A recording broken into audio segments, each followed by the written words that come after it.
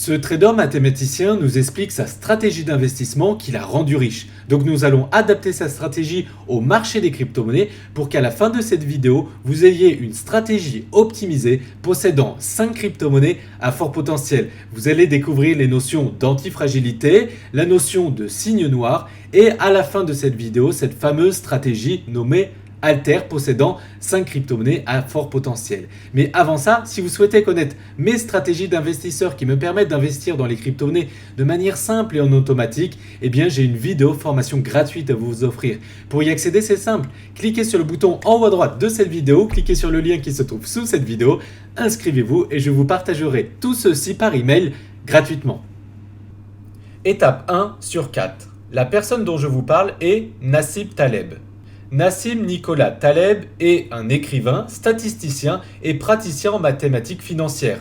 Spécialisé dans l'évaluation des risques d'événements rares et imprévus, il a été trader pendant 20 ans à New York et à Londres avant de devenir professeur d'ingénierie du risque à l'Institut Polytechnique à l'Université de New York. Il a fait fortune dans la finance grâce à ses stratégies qui sont centrées sur l'incertitude. Il est l'auteur de plusieurs livres best-sellers, dont le livre Antifragile, Signe noir, Jouer sa peau, dont nous allons parler dans un instant, et que nous allons adapter au marché des crypto-monnaies. Étape 2 sur 4, la notion de signe noir.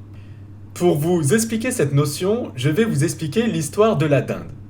Un jour, maman dinde a un petit bébé dinde. Puis ce petit bébé dinde, qui est ici sur la droite, eh bien, devient un peu plus grand au fil des jours, au fil des semaines. Eh bien, il grandit. Il grandit et il trouve de la nourriture parce que son maître, Jacques, que vous pouvez voir à l'écran, lui donne à manger chaque matin. Donc c'est-à-dire à 11h du matin, tous les jours depuis sa naissance, eh bien, il lui donne sa nourriture. Au fil des jours et au fil des semaines, notre bébé dinde devient plus grande. Et elle était vraiment heureuse de vivre parce qu'elle était là avec ses frères et sœurs, sa maman et son papa. Et puis tous les matins, elle avait le service à domicile. Tous les matins, elle avait Jacques qui venait lui donner sa nourriture. Donc, elle vivait vraiment sa best life. Au fil des années, cette dinde se remplume, mange quand même beaucoup parce qu'elle a de la nourriture à volonté et commence à vieillir de jour en jour. Et un beau matin, Jacques arrive. Sauf que ce matin-là, il n'arrive pas avec le sachet de nourriture comme il venait tous les matins à 11h pour donner la nourriture à ses dindes. Ce jour-là a été un peu spécial puisque Jacques a pris notre dinde dans ses bras. Le souci, c'est que quelques jours plus tard, eh bien, elle a été mise dans un plat pour la dinde de Noël. Pourquoi je vous raconte l'histoire de la dinde ? Tout simplement parce que ça a un lien avec les investissements. Et comme vous pouvez voir sur cet actif, en fait, ce que vous voyez ici, la courbe ici, c'est un peu le niveau de joie de la dinde et un peu le niveau de joie des investisseurs. Donc c'est-à-dire quand bébé dinde est né, nous étions ici à 0, puis au fil de sa vie, eh bien, elle a vécu sa best life. Elle était là avec ses frères et sœurs, sa famille, elle avait la nourriture en abondance et elle était vraiment au summum de sa vie. On a envie de croire qu'en voyant ça, que la joie va continuer et que comme les performances passées ont été excellentes, on a envie de croire que les performances futures vont être excellentes. Sauf que du jour au lendemain, tout peut se terminer. Ça vaut pour la dinde parce que elle n'aurait jamais cru un jour que Jacques allait la manger, mais ça vaut aussi pour les actifs. Et à un moment, il y a le signe noir qui apparaît et que les performances passées ne présagent pas les performances futures et du jour au lendemain, tout peut s'arrêter. Et c'est ça le signe noir de Nassim Nicolas Taleb qui nous explique que la vie est faite d'incertitudes et de hasard et qu'il est impossible pour personne de prédire ce qu'il va se passer demain. Même si les performances passées ont été incroyables, eh bien il est possible que les performances de demain et dans l'avenir soient totalement opposées et soient négatives. Donc sa stratégie justement est d'anticiper le pire et d'anticiper les signes noirs afin de trouver des solutions dès maintenant pour être antifragile. Étape 3 sur 4, la notion d'antifragilité. Définition d'antifragile. Certaines choses tirent profit des chocs, prospèrent et se développent quand elles sont exposées à la volatilité, au stress au désordre ou au hasard. Les éléments antifragiles aiment l'aventure, le risque et l'incertitude. Toujours est-il, malgré l'ubiquité de ce phénomène, il n'existe pas de mot qui désigne l'exact opposé de fragile. Appelons-le antifragile. Explication. Quand quelque chose de fragile subit une perturbation, il s'affaiblit, comme le coquelicot. Quand quelque chose de robuste subit une perturbation, soit il encaisse, soit il rompt. C'est le cas du chêne.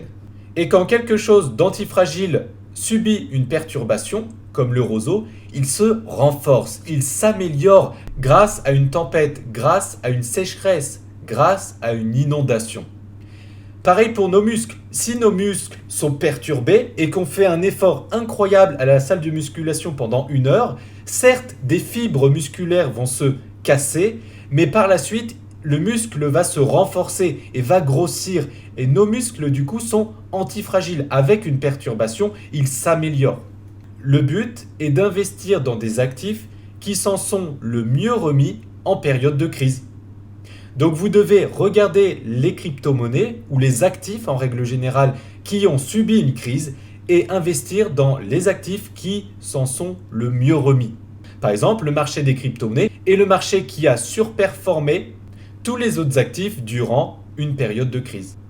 Dernière étape et la meilleure des étapes, c'est la 4e étape, la stratégie des haltères. Sa stratégie des haltères nous explique qu'il faut investir 90% dans des actifs extrêmement sécurisés, mais potentiellement peu rentables, et investir 10% de son portefeuille dans des actifs extrêmement agressifs et potentiellement très rentables. Mais il nous explique du coup qu'il ne faut pas investir dans des actifs qui sont moyens, qui ont des gains moyens et qui ont un risque moyen. Donc pourquoi il met que 10% dans des actifs à risque ? Parce qu'au final, si ces actifs à risque tombent à zéro, vous avez perdu que 10% de votre portefeuille global, donc c'est pas grave. Par contre, ils ont un potentiel de gain illimité. Donc le pire que vous pouvez perdre, c'est 10%. Par contre, le mieux que vous pouvez gagner, il a un potentiel illimité. Et du coup, vous pouvez utiliser cette stratégie à différentes échelles, sur différentes échelles de placement. Donc par exemple, vous pouvez mettre 90% de votre portefeuille en or et 10% dans les crypto-monnaies. Et vous pouvez réduire encore cette échelle. Je vais réduire cette échelle au niveau des crypto-monnaies. Vous pouvez mettre 90% de votre portefeuille crypto-monnaie dans des crypto-monnaies qui sont relativement sécurisées, qui ont une grosse capitalisation comme le Bitcoin, le Litecoin, l'Ethereum, le Binance Coin et le Chainlink. Et 10% dans des crypto-monnaies qui ont un risque très très important, mais qui ont un potentiel de gain énorme.